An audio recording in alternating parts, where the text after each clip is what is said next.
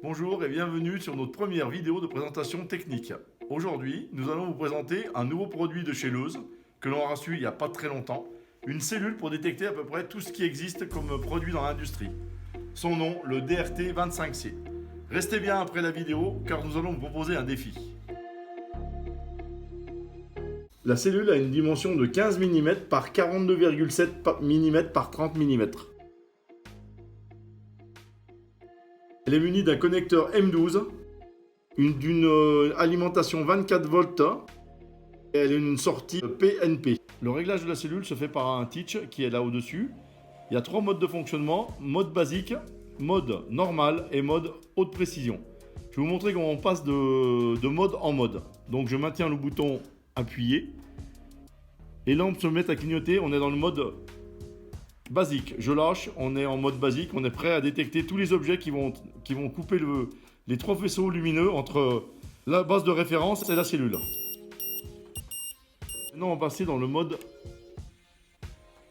normal. La cellule va se mettre à clignoter de façon alternative et là on est dans le mode normal de fonctionnement. Maintenant le mode haute précision. Je maintiens appuyé sur le Teach. Ça clignote après par alternance. Le mode alternance va s'arrêter et ça va clignoter sur que la LED verte.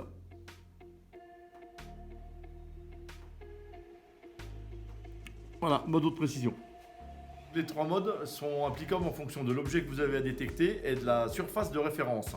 La surface de référence, si c'est une bande transporteuse, il faut rester en mode basique ou en mode normal. Si vous avez une surface de référence qui est très fixe, donc il n'y a pas de variation, vous pouvez passer en mode ultra précis. Et en mode ultra précis, vous allez pouvoir détecter jusqu'à du transparent. Ici maintenant, une démonstration de détection sur différents objets. Donc, je vais mettre la cellule en mode normal, mode intermédiaire. Je prends comme surface de référence une bande transporteuse. Je procède à mon réglage pour passer en mode normal.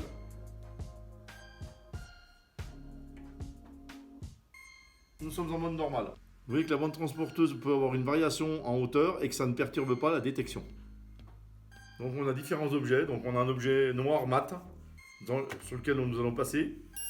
Nous voyons qu'il est détecté. Nous voyons qu'il n'y a pas de variation de détection sur la hauteur. Nous allons passer un objet brillant, une pièce métallique, qui est détectée aussi. Il n'y a pas de variation de détection si on a une variation de position.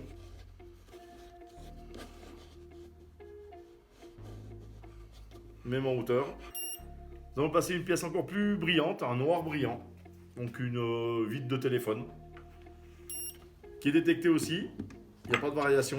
Il n'y a pas de variation de détection, même si l'objet bouge. On va pouvoir détecter des pièces transparentes comme des flacons. Ils sont détectés quelle que soit la hauteur ou la rotation de l'objet. Et on va pouvoir détecter jusqu'à des films transparents. J'espère que vous voyez bien le film.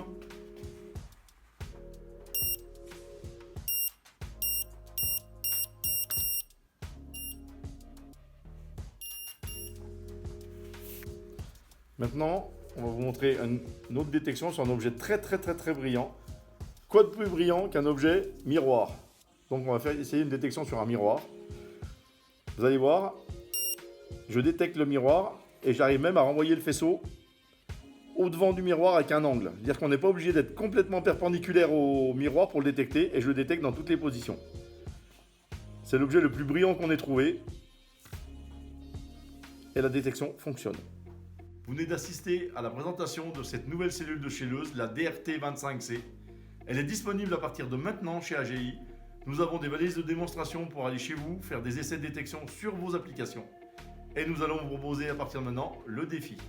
Alors le défi, c'est de nous proposer des pièces que nous n'arriverons pas à détecter avec cette cellule. Donc, on attend vos appels.